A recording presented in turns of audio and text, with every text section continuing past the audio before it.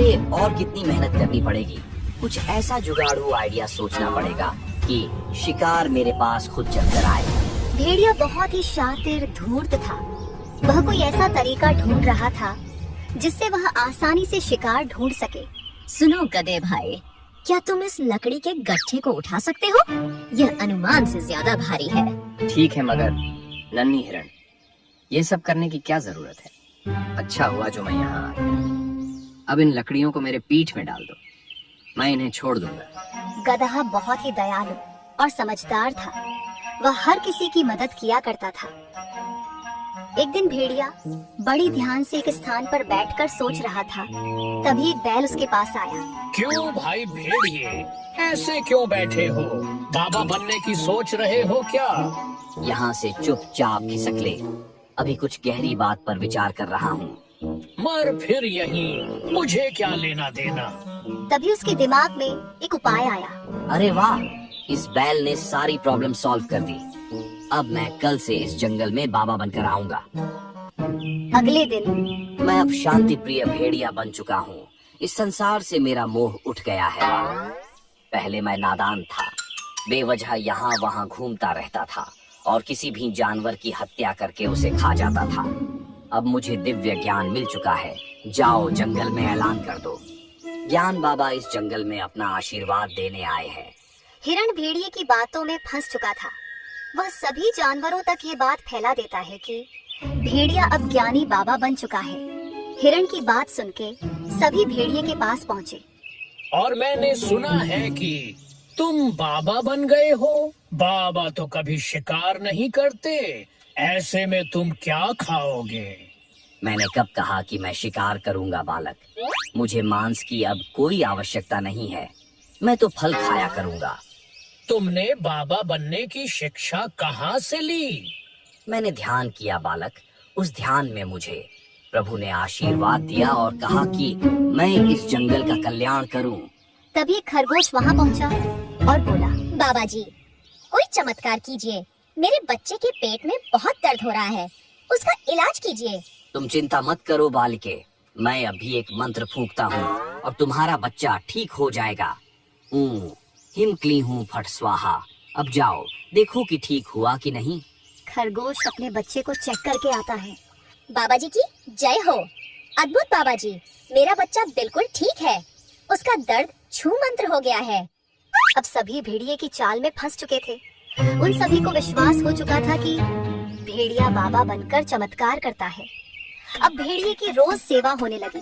तरह तरह के भोजन पकवान लाए जाने लगे। भेड़िए का दिन अच्छे से कटने लगा। मगर एक दिन रोज खाने के लिए मिलता तो जरूर है, मगर आखिर ठहरा मैं मांसाहारी जानवर, ये घास फूस कब तक खाऊंगा? वहीं दूसरी तरफ गधा कुछ सोच रहा था। ये चमत्कार है या आंखों का धोखा? कुछ समझ नहीं आ रहा है। भला एक मांसाहारी जानवर बाबा बनकर शाकाहारी भोजन कर रहा है और सही रास्ते पर चल राह बता रहा है। जरूर दाल में कुछ काला है।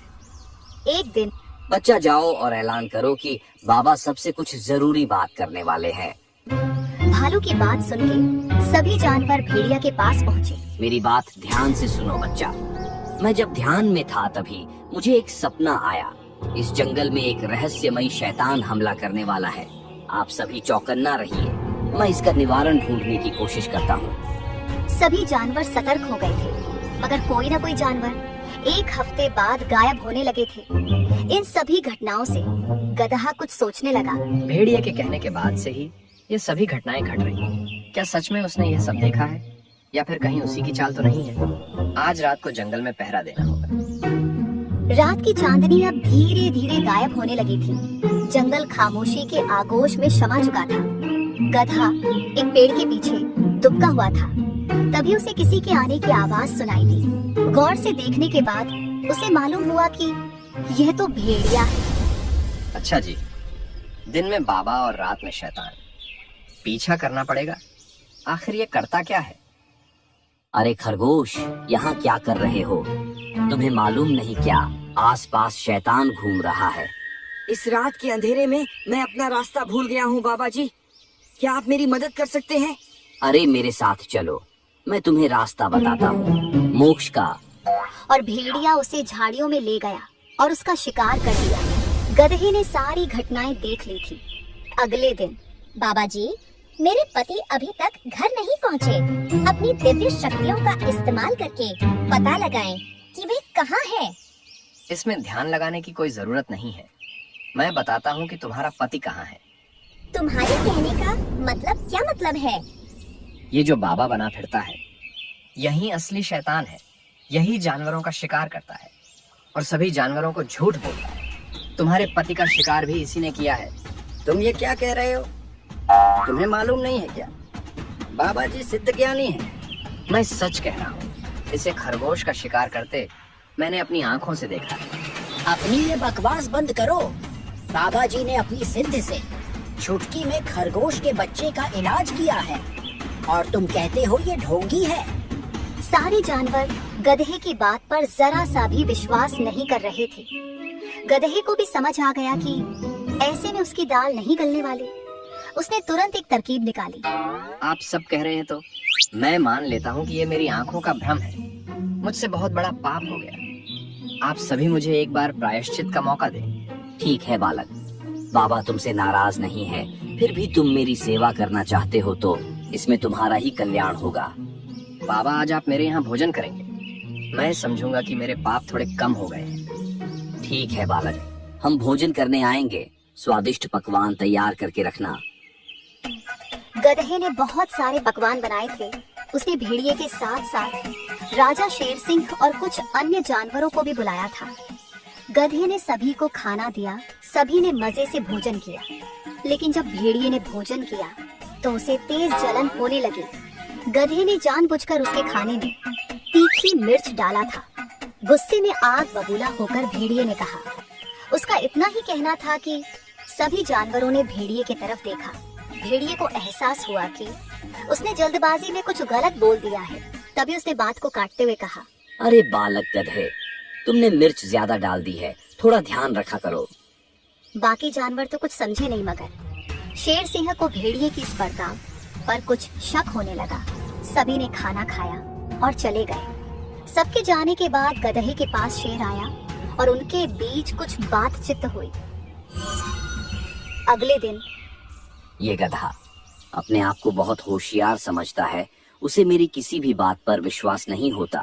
उसे रास्ते से हटाना ही होगा, वरना वो मेरा खेल बिगाड़ देगा। एक दिन भेड़िए ने गधे को हिरण से बात करते सुना। क्या हुआ हिरण भाई? परेशान नजर आ रहे हो। गधे भाई, मेरे इलाके की घास सूख चुकी है। मुझे नए चारे की आवश्यकता है। बस इतनी सी बात। पहाड़ी के दूसरी तरफ एक जगह है, वहाँ हरी हरी घास उगी है। वहाँ जाओ। ऐसे भी उधर कोई ज्यादा जाता भी नहीं है। तुम्हें कोई परेशान भी नहीं करेगा। भेड़िए के खुरापाती दिमाग में एक उपाय आया।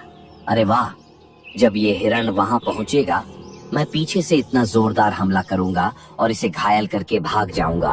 और जब ये यहाँ आकर अपना दुखड़ा रोएगा, तब मैं सारा इल्जाम इस गद्दे के ऊपर डाल दूंगा। बोलूंगा कि गधा ही असली शैतान है जो भेष बदलकर जंगल में रहता है। हिरण हरी हरी घास देखकर बहुत कुछ हो रहा था। उसे मालूम नहीं था कि भेड़िए उसके ऊपर नजर टिकाए बैठा है। अरे वाह, गधे ने सही कहा था। यहाँ तो सच में नई नई घास है। हिरण घास खाने में मग्न हो गया। मौका पाकर भेड़िए ने हिरण पर हमला कर दिया, मगर भेड़िया कुछ और कर पाता। उसके पहले शेर सिंह, गधा और कुछ जानवर वहाँ आ पहुँचे। रुक जा ढोंगी, तुम्हारा खेल खत्म हुआ। छोड़ दे उसे। महाराज, आप यहाँ कैसे? आप जो समझ रहे हैं वह सब गलत है। मैं तो बस हिरण की सुरक्षा के लिए यहाँ मौजूद हूँ।